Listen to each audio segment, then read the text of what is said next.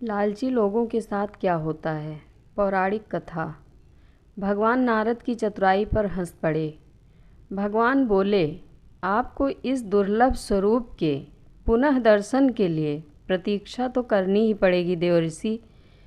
मालवराज इंद्रद्युम्न समुद्र के उत्तर दिशा और महानदी के दक्षिण दिशा में श्री क्षेत्र में भव्य मंदिर का निर्माण कराएंगे। वहाँ मेरी प्रतिमा धातु या पाषाण की न होकर स्वयं कल्प वृक्ष से होगी। वहाँ मेरा स्वरूप वही होगा जो आपने देखने की लालसा प्रकट की। नारद जी का कौतूहल शांत हो गया। वह प्रसन्न होकर भगवान की स्तुति करके अपने लोक को चले गए।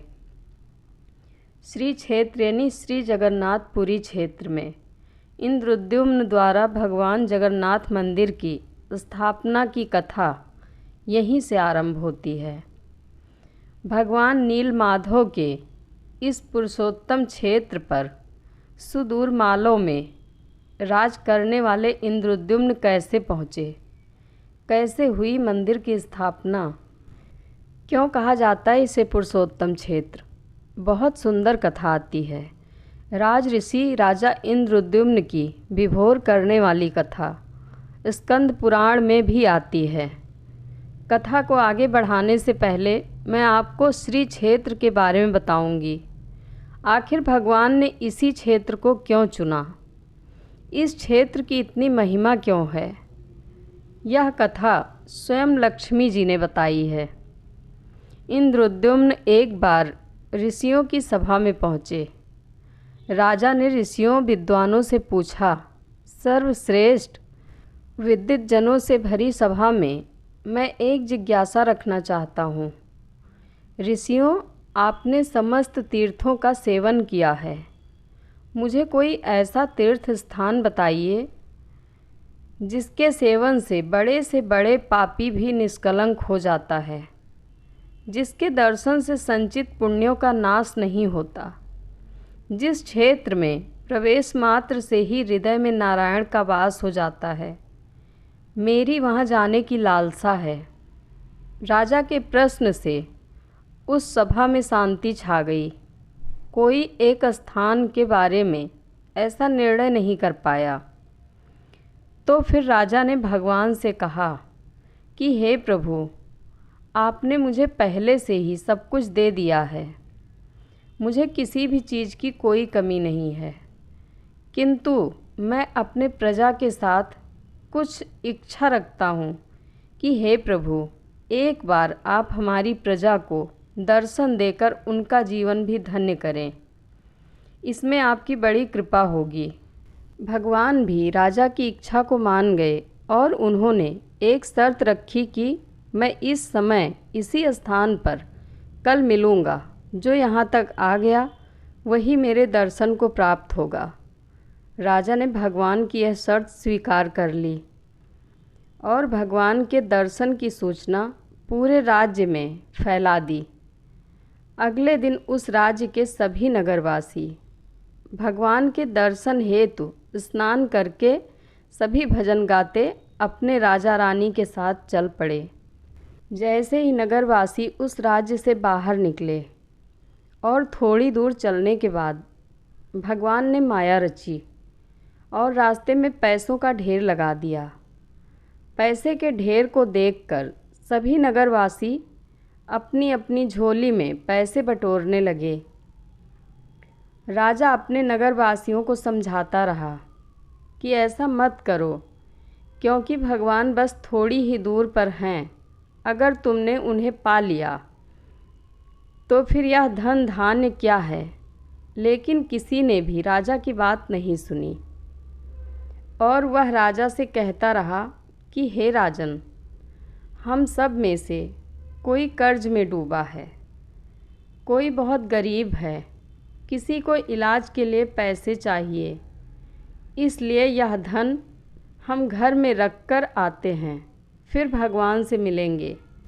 लेकिन उनमें से कुछ लोग ऐसे भी थे जो भगवान को प्रमुखता देते हुए राजा के साथ आगे चल दिए। आगे बढ़ने पर उन्हें क्या दिखता है कि रास्ते में एक चांदी का ढेर लगा पड़ा है।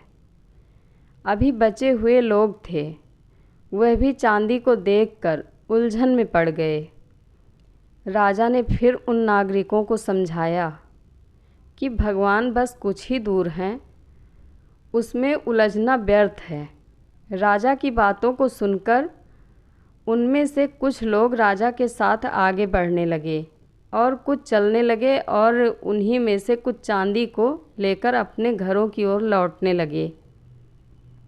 फिर कुछ दूर आगे चलकर राजा और उन सभी बचे हुए नागरिकों को सोने का ढेर लगा हुआ दिखा। राजा के साथ जितने भी लोग बचे हुए थे वह सब सोने के ढेर को देखकर वहीं रुक गए, जबकि राजा ने समझाया कि ऐसा मत करो, भगवान कुछ ही दूर पर हैं।